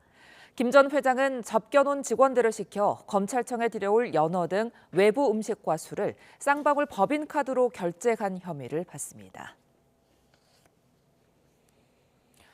구윤철 부총리 겸 기획재정부 장관은 정부 자산 매각을 전면 중단하라는 이재명 대통령의 긴급 지시와 관련해 정부 자산을 전체적으로 조사하고 있다며 헐값 매각을 방지하는 가이드라인도 제시하고 제도 개선까지 해서 보완하도록 하겠다고 말했습니다.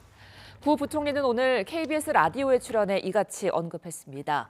구 부총리는 국가 자산은 국민이 낸 소중한 세금으로 이루어진 자산인데 언론이나 국정감사에서 싼 값에 매각한다는 우려가 크니까 대통령께서 이대로 내버려둬서는 안 된다고 해서 일단은 매각을 중단하고 분석해보라고 한 거라고 설명했습니다.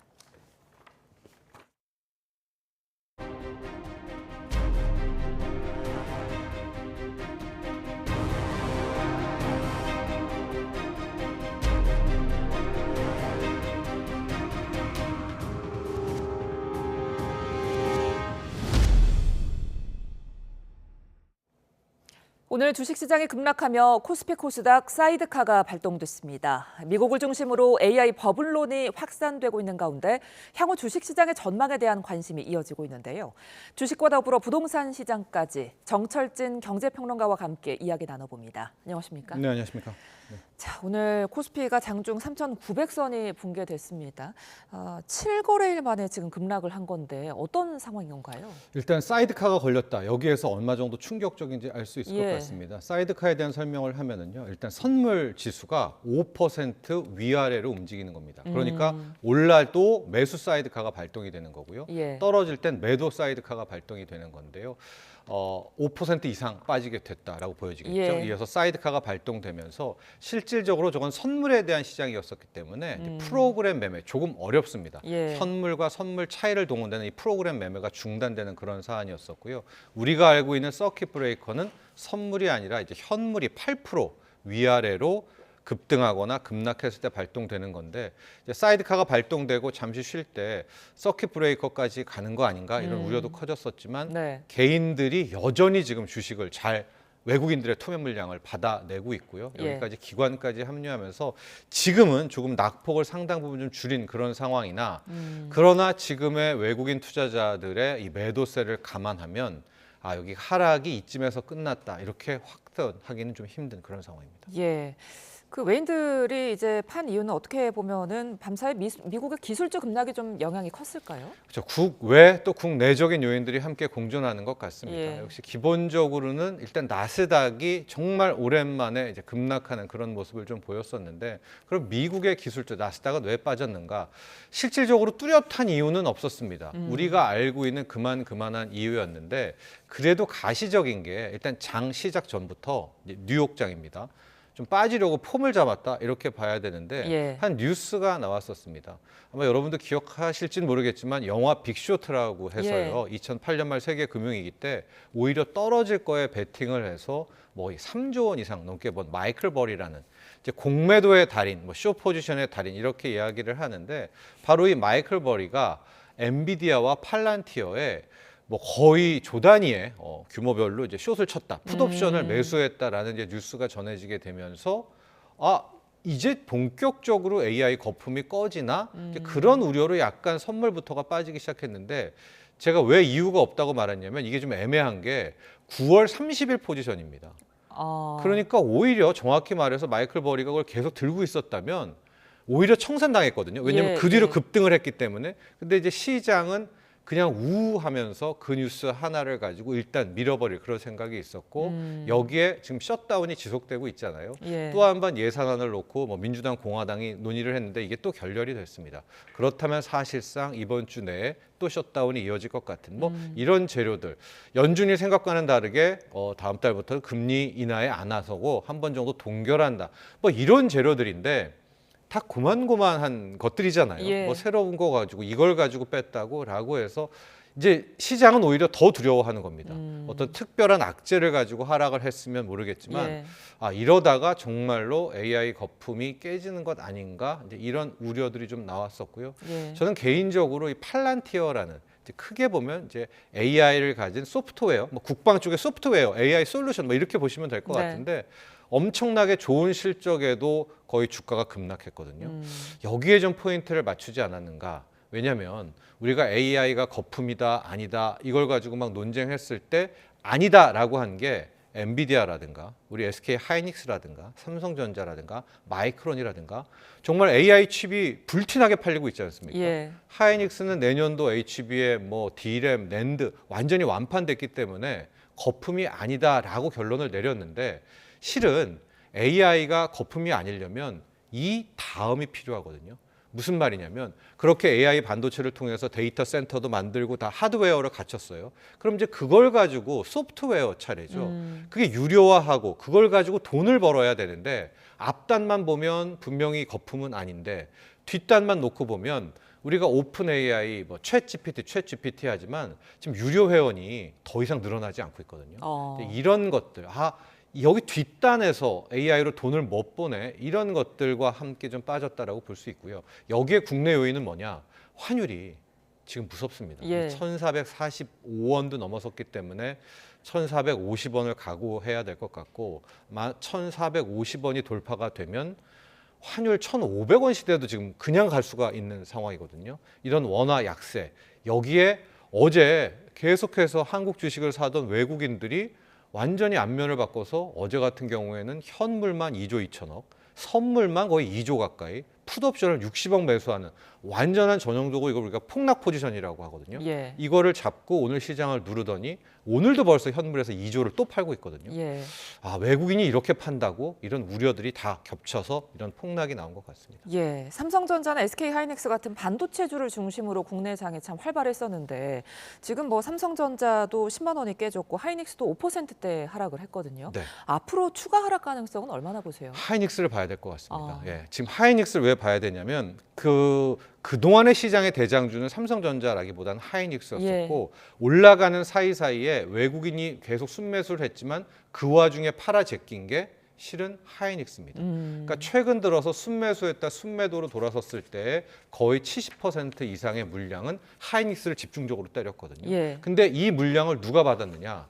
우리 개인들이 지금 온몸을 다해서 받아내고 있고요. 예. 오늘도 실은 외국인의 이 정도 매도세였으면 하이닉스가 또 한 번 10%는 급락해도 상관이 없는데 이걸 외국인들이 지금 개인들이 다 받아내고서 지금 하이닉스를 끌어올리면서 시장 전체를 끌어올리고 있거든요. 그래서 앞으로 뭐 더 하락하냐 마냐 같은 경우에 외국인이 더 파냐 여기서 멈추냐라고 이제 그 결론을 바로메터를 볼 수가 있겠고요. 예. 종목으로 본다면 하이닉스입니다. 하이닉스에서 아마 내일도 또 외국인은 팔고 개인은 받아내고 이 전쟁이 계속될 것 같은데 과거에 이긴 적도 있습니다. 우리 개인이. 예. 실질적으로 이런 AI 버블 논쟁을 다 깨서 올라갈 수도 있지만 아직까지는 외국인이 내일 한 번 더 오늘과 같은 2조 원대 또 한 번의 투매를 친다라고 하면 어제 2조죠. 뭐 오늘 2조, 내일 2조, 거의 3일에 6조를 파는 거의 대기록이거든요. 이럴 경우에 만약에 개인들이 여기에서 밀린다. 그렇다면 시장은 지금 이제 4천이 깨졌지만 3,800선 요 정도까지 그 밑으로도 좀 밀릴 수도 있다. 이런 점은 그러니까 오히려 더 낙관보다는 비관으로 접근하는 것이 맞다. 이렇게 보고 있습니다. 그러니까 외인들의 물량을 개인들이 다 받아내고 있다고 하니까 조금 우려가 되기도 한데 이런 상황 속에서 어제 그 권대용 금융위원회 부위원장이 B2도 투자의 일종이다 이런 발언을 해서 지금 논란입니다. 어떻게 보면은 이 B2를 좀 부추기는 거 아니냐 이런 비판이 나오거든요. 네. 우리가 뭐 인간 지표 이런 얘기를 많이 하지 않습니까? 저도 이제 이 보도를 보고 이게 맞나라고 이제 다시 기사를 몇 번이나 읽어봤거든요. 예. 왜냐하면 이게 증권사 사장, 뭐 대표, 리서치 센터가 아니라 금융위원회 부위원장의 발언이었었거든요. 예. 예. 그러면서 정확하게는 그동안 나쁘게만 봤는데 저기 나오네요. 레버리지의 일종이다라고. 그러니까 뭐 B2를 하세요라기보다는 이제 근데 옹호하는 식으로 이야기를 했죠. 적정 수준의 포트폴리오를 관리하고 리스크를 감내할 수 있는 수준의 투자가 필요하다. 아마 권대용 부위원장도 억울하다 지금 생각할 수 있을 것 같습니다만 예. 분명히 B2를 레버리지의 일종이라는 표현 자체는 상당 부분 좀 일반 대중이 듣기에는 뭐 지금 뭐 옹호하는 발언 그럴 수가 있을 테거든요. 예. 근데 왜 저런 발언을 했을까? 그만큼 부위원장도 정도도 시장을 굉장히 자신 있고 낙관했던 것 같아요. 근데 제가 왜 앞서 인간 지표라고 이야기를 하냐면 항상 주식은 그런 순간 뒤통수를 치거든요. 예. 아마 그런 사안의 하나로 봐야 될 것 같습니다. 그러나 굉장히 부적절한 발언임을 틀림이 없죠. 그렇지 않아도 지금 B2가 크게 늘었다고 하더라고요. 이 B2의 투자 지표는 신용거래 융자 잔고가 사상 최고치까지 올랐다는데 네. 지금 오늘 이렇게 주가가 떨어지면서 투자 위험주의가 커지는 모습이죠. 그렇죠. 아마 이제 앞서 권대용 부위원장이 B2 이야기를 한 것도 지금 25조 6천억이 이때까지 비투자의 최고 기록이었었거든요. 예. 그건 언제였냐? 2021년 코로나 때였어요. 그때 광풍 불었을 때잖아요. 예. 근데 지금 25조 4천억이고 아마 이제 오늘 내일 그 코로나 때의 기록을 넘길 것 같아요. 그러니까 그때는 3,000대, 3,300에 25조 6천억이었는데 지금 4천에 25조 4,600억이니까 지수 단위 높으니까 오히려 아직까지는 비투자가 뭐 사상 최고라고는 하지만 목전에 찬 건 아니다. 뭐 이런 해석 모르겠습니다. 그분이 그렇게 했는지 모르겠지만 예. 이제 그런 차원이긴 한데 오늘 정도 기준으로는 분명히 이제 비투자, 신용거래 융자가 사상 최고로 가게 되는 그런 사안인데요. 밝게 보는 쪽과 좋게 보는 쪽은 밝게 보는 쪽은 앞서 표를 좀 봤지만 고객 예탁금도 대한민국 증시 역사상 최고치로 83조, 84조를 갔기 때문에 은행에서요, 여러분 이 뉴스를 혹시 보셨나요? 최근 2달간 은행의 이제 수시 입출 금식 예금 MMDA라고 하죠. 거기에서 석 달간 20조가 빠졌는데 그 20조를 고스란히 증시로 와 보면 증시의 고객 예탁금이 그 기간 동안 고스란히 20조가 늘었거든요. 그러니까 지금 사람들이 우리 국민들이 은행에서 돈 빼서 주식 투자를 분명히 하고 있는 그런 국면입니다. 근데 과거 역사상 좀 보면 일종의 광풍이잖아요. 하고 빚투자도 분명히 지금 수직 상승하고 있는 이런 타이밍에 그리고 자신이 굉장히 만만했을 때, 그러니까 자신감에 넘쳤을 때 그래서 뒤통수를 좀 치고 그런 경향이 많이 있어서 오늘 일단 그래도 사이드카 걸리고 한숨 돌린 그런 상황인데 아직 여기에서 판이 끝났다, 뭐 비상 신호가 뭐 꺼졌다라고 보긴 좀 힘들고요. 오늘 밤 또 간밤에 미국 나스닥 기술주 한 번 더 보셔야 되겠고 정말 중요한 게 내일 외국인들 수급입니다. 오늘도 또 파는 건 파는 건데 내일도 오늘만큼 2조 원 정도 더 판다. 여기에 환율이 이제 1,450원을 넘게 된다라고 하면 여기서부터는 우리가 모르는, 우리가 간과하고 있는 그런 새로운 악재가 분명히 있다라고 봐야 됩니다. 왜냐하면 시장은 굉장히 똑똑하고요. 예. 그걸 선반영하는 거거든요. 이제 거기에 대한 부분을 좀 찾아봐야 될 것 같습니다. 그 지금 이렇게 비투가 최고치인 상황에서 주가가 흔들려 버리면 우리 경제에도 좀 타격이 있지 않을까요? 그렇죠. 우리 경제도 좀 타격이 상당한 것이요. 예. 일단 아까도 말했지만 은행에서 돈 빼서 뭐 20조 있는 작업이 거의 20조가 뭐 주식 안 하셨던 분들이 이제 주식으로 온 거 아니겠습니까? 예. 이런 것들 하나가 있고요. 또 우리는 국내 증시도 하지만 서학개미 분들도 굉장히 많습니다. 이분들에 대한 타격도 볼 수가 있고 나이대, 연령대로 놓고 보면 지금 2030 MZ세대들 같은 경우에는 코인에 굉장히 올인하고 있는데 예. 문제는 이 기술주들, 특히 엔비디아가 빠지게 되면서 같이 코인을, 암호화폐를 지금 달고 내려왔거든요. 그래서 지금은 회복했지만 비트코인도 지금 1비트코인당 10만 달러가 깨지는 뭐 9만 달러대까지 떨어지고 있는 상황이 있기 때문에 예.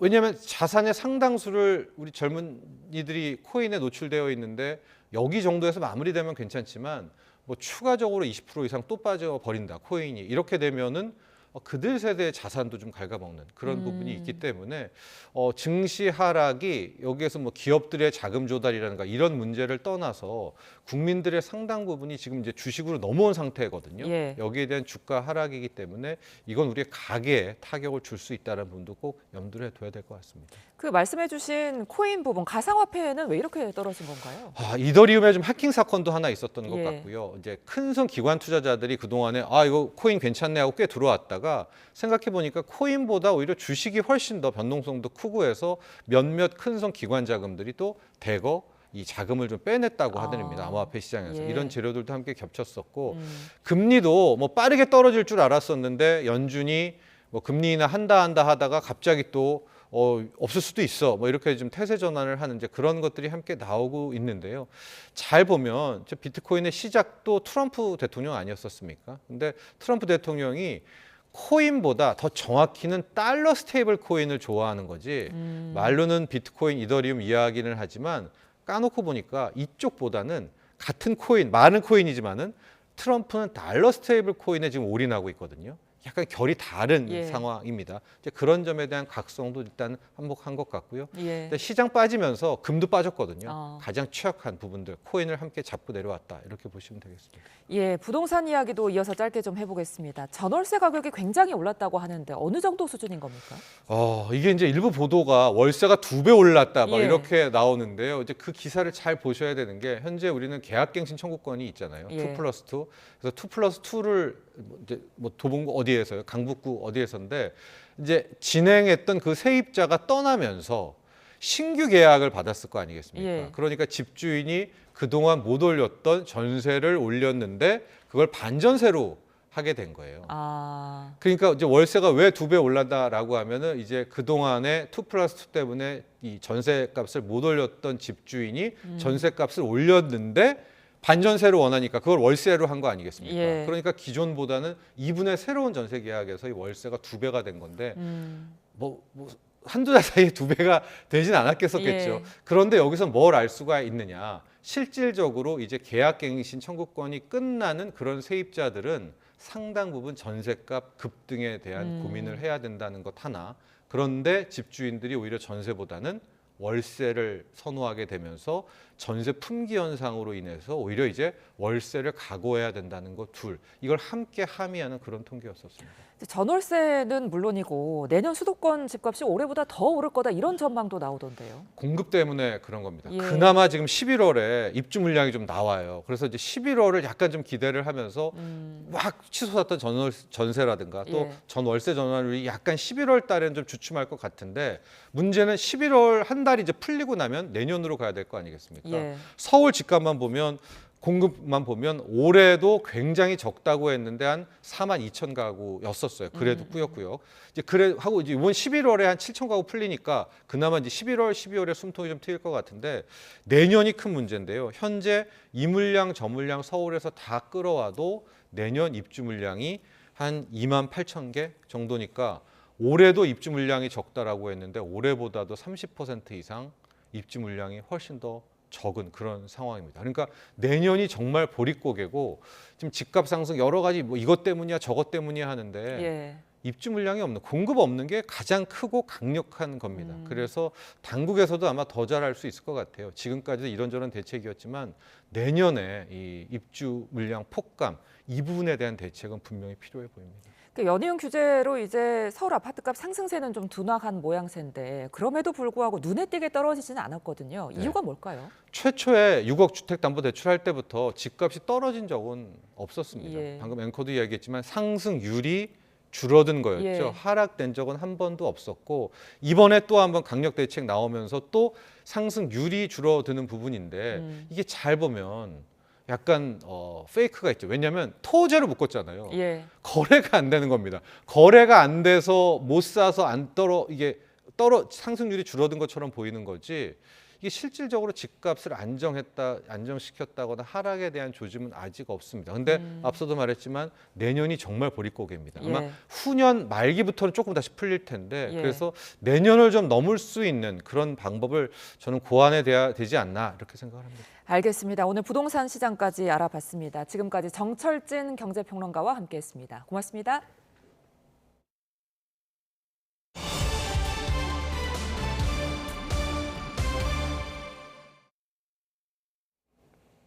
세계 최대 물류 회사 중 한 곳인 UPS의 화물기가 미국의 공항에서 이륙 직후 추락했습니다.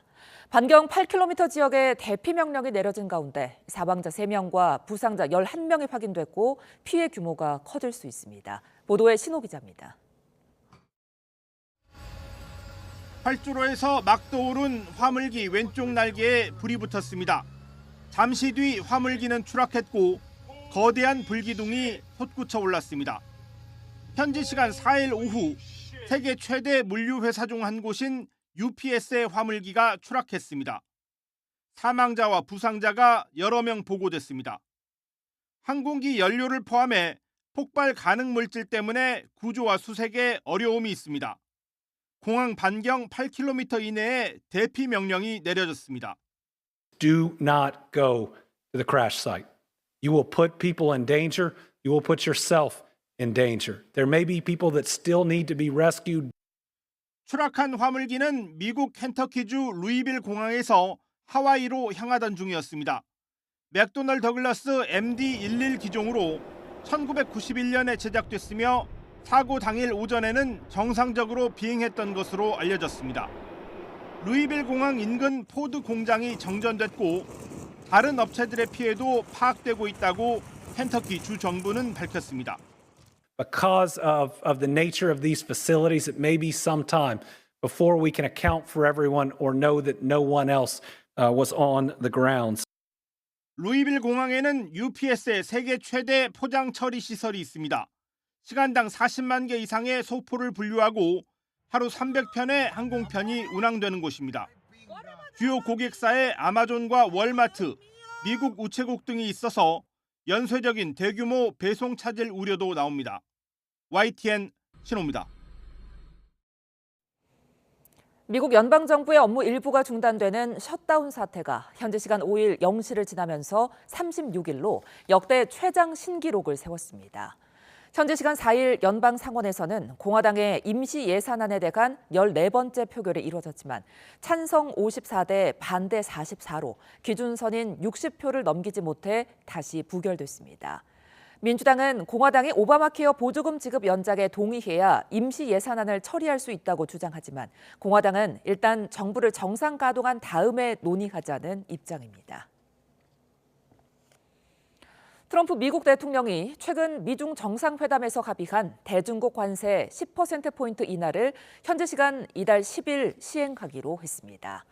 백악관이 4일 공개한 행정명령을 보면 트럼프 대통령은 중국산 제품에 부과해온 이른바 펜타닐 관세를 종전 20%에서 10%로 낮추는 방안을 10일부터 발효시킵니다. 이에 따라 트럼프 행정부의 대중국 관세율은 10일부터 57%에서 47%로 내려갑니다. 영국 노동당 정부가 미국 트럼프 행정부의 관세 정책과 높은 물가 상승률 등의 여파에 증세 가능성을 내비쳤습니다. 증세하지 않겠다는 총선 공약을 깰 수 있음을 시사한 건데 정치적 파장도 적지 않을 전망입니다. 런던 조수연 특파원입니다. 레이첼 리브스 영국 재무장관이 오는 26일 정부 예산안 발표를 3주 앞두고 대국민 연설에 나섰습니다.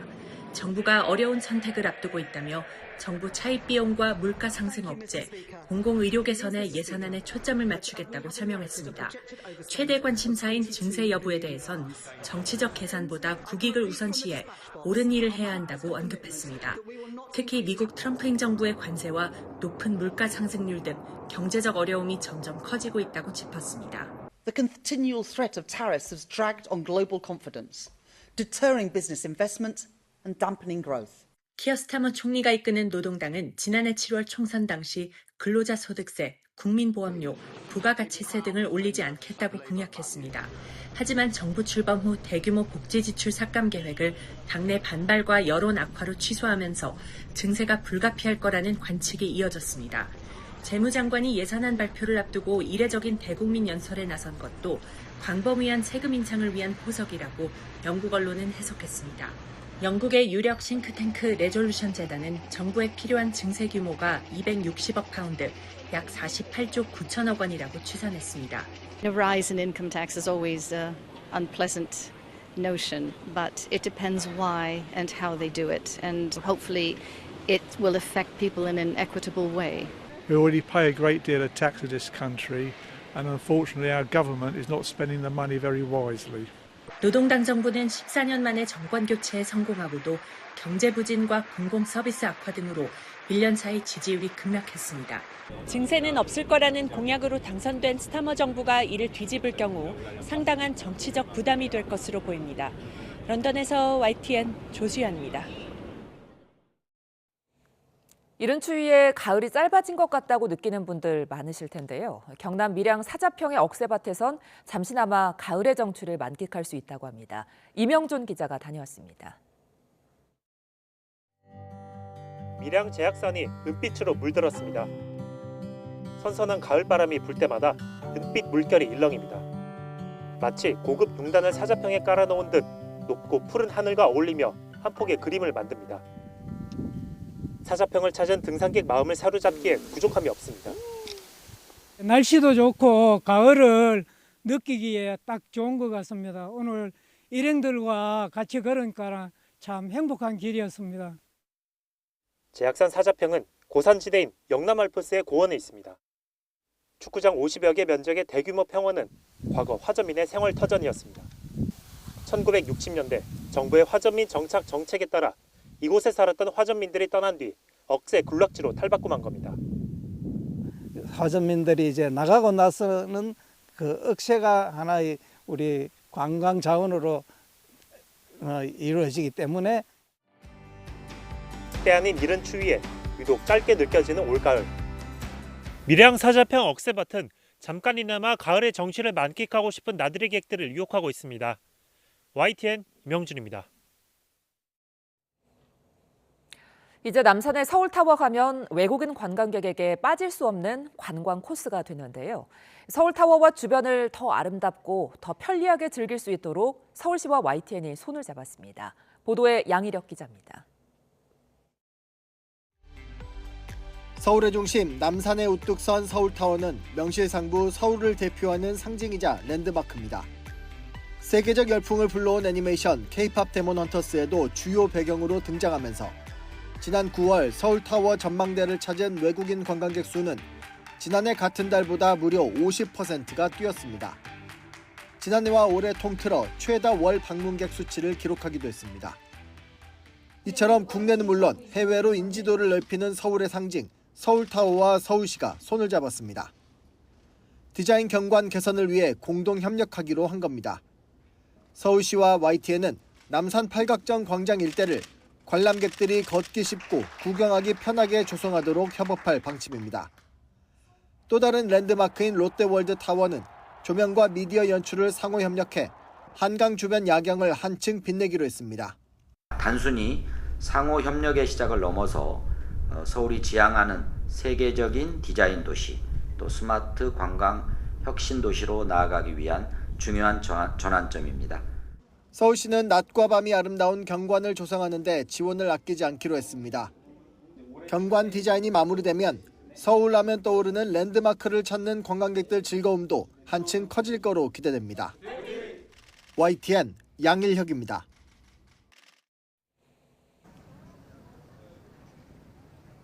오늘은 오후 공기가 어제보다 더 온화합니다. 현재 서울 기온은 16도 안팎까지 올라 예년 이맘때 수준 보이고 있고요. 낮 동안 겉옷 없이 니트 한 장만으로도 거뜬한 날씨입니다. 시민들도 경의선 숲길에서 가을 햇살을 받으며 포근한 점심시간을 보내고 있는 모습입니다. 오늘 전국적으로 맑고 파란 하늘이 함께하고 있습니다. 자세한 지역별 낮 기온은 서울 18도, 대전과 대구 19도, 광주 21도까지 올라 어제보다 조금 높겠습니다. 일교차 큰 날씨에 단풍도 곱게 물들고 있습니다. 중부지방의 유명산들은 단풍이 절정기를 맞았고요. 남부지방에서도 하나둘씩 단풍이 무르익어가고 있습니다. 남은 한 주간 예년보다 온화한 날씨가 이어지는 만큼 얼마 남지 않은 가을 계절이 주는 선물을 만끽해 보시기 바랍니다. 주말 밤에는 남부지방에서 비가 시작돼 휴일 오전까지 전국 곳곳에 비가 내리겠고요. 이후에는 다시 찬 공기가 내려올 전망입니다. 심한 기온 변화에 전국적으로 감기 가능 지수가 높은 수준 보이고 있습니다.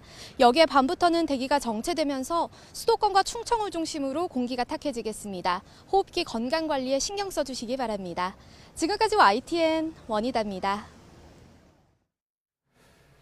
이상으로 수요일 뉴스나우 마칩니다. 시청해주신 여러분 고맙습니다.